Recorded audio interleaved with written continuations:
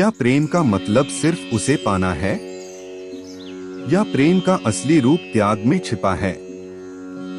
जब समाज मर्यादाओं की मोटी किताबें खोलकर बैठा था, तब राधा और कृष्ण विरह की अग्नि में जलकर एक नई परिभाषा लिख रहे थे। एक ऐसी कहानी जहां दूरी ने प्रेम को कम नहीं बल्कि और भी गहरा कर दिया। आइए महसूस करते हैं समाज की सीमाओं के बीच प्रेम की सबसे बड़ी परीक्षा। प्रेम की अग्नि परीक्षा, मर्यादा, लोकलाज और समर्पण। एक समाज का कटघरा और परंपराओं का पहरा। तथ्य एक था छोटा सा, राधा विवाहित, कृष्ण कुंवारे। पर दुनिया ने उसी तथ्य पर तीखे बाण थे मारे। समाज की आंखों ने केवल देह की चौखट देखी थी, पर आत्मा की उस सरिता पर पहरों की ही लेखी थी। जहां हृदय की भाषा को सम्मान मिलना चाहिए था, वहां मर्यादा की बेड़ियों का संज्ञान लेना चाहिए था।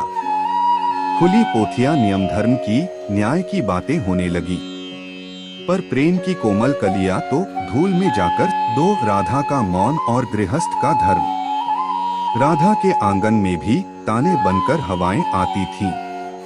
वो सिसकियां भी लेती थीं, जो सबको सुनाई न देती थीं। स्त्री का मन था कोमल सा, जिसे अपमान भी चुभता था, पर उनके भीतर कृष्ण का एक सूरज रोज उभरता था।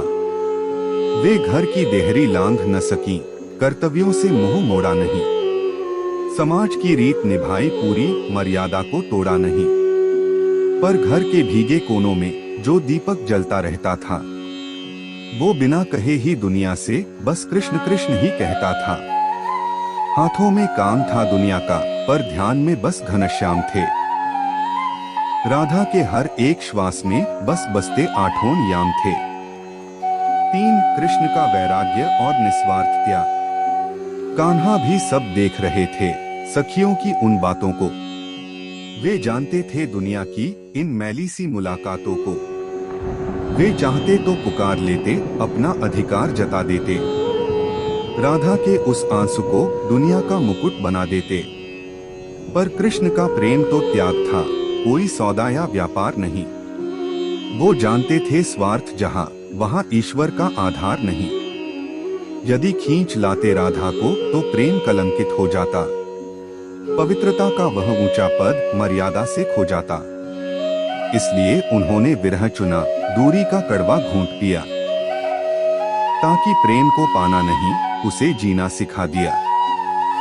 4 आत्मा का मिलन, जहां सीमाएं समाप्त हैं। जब राधा समीप होती थी, तो कोई लालसा शेष न थी। न पाने की कोई व्याकुलता, न ही कोई द्वेष न थी। जैसे कोई नदी अपनी ही गहराई को छूती हो, जैसे कोई मौन प्रार्थना आकाश को ही पूछती हो। समाज ने इसे पाप कहा, अनुचित और असंभव भी। पर क्या सागर को रोक सका, किनारों का कभी विभव भी? ये देह का बंधन था ही नहीं, जो स्पर्श की तृप्ति मांगे। ये वो धागा था जो टूटता नहीं, जन्म जन्म के आगे। राधा ने कृष्ण को अपना कहा नहीं, कृष्ण ने हक जताया नहीं। पर दुनिया में ऐसा कोई दूजा अपनापन भी तो पाया नहीं।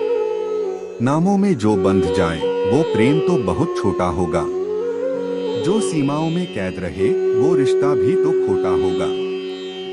5 उपसंहार, युगों का सत्य। अंतः नियम रह गए यहाँ, समाज भी आगे बढ़ गया। पर राधा कृष्ण का विरह ही प्रेम का सबसे ऊंचा गढ़ गया। आज भी जब कोई प्रेमी अपनी पवित्रता खोता है, जब स्वार्थ की तपन में कोई अपना आपा खोता है, तो उसे याद आती है वह बरसाने वाली गोरी, और याद आता है वह कान्हा जिसकी प्रीत थी न चोरी। यह गाथा केवल मिलन की नहीं, न मर्यादा के टूटने की है। यह कहानी तो स्वयं को खोकर प्रेम में सबको पा लेने की है। इस विस्तार की मुख्य विशेषताएं। राधा की पीड़ा। यह दिखाया गया है कि एक स्त्री होने के नाते उन्हें अपमान महसूस होता था, पर उनका प्रेम उस अपमान से ऊपर था। कृष्ण का दृष्टिकोण, कृष्ण ने राधा को क्यों नहीं मांगा, इसके पीछे के दार्शनिक कारण प्रेम को स्वार्थ से बचाने के लिए को स्पष्ट किया गया है। कर्तव्य और प्रेम का संतुलन, राधा ने अपने घर के कर्तव्यों को भी निभाया, जो उनके चरित्र को और भी महान बनाता है।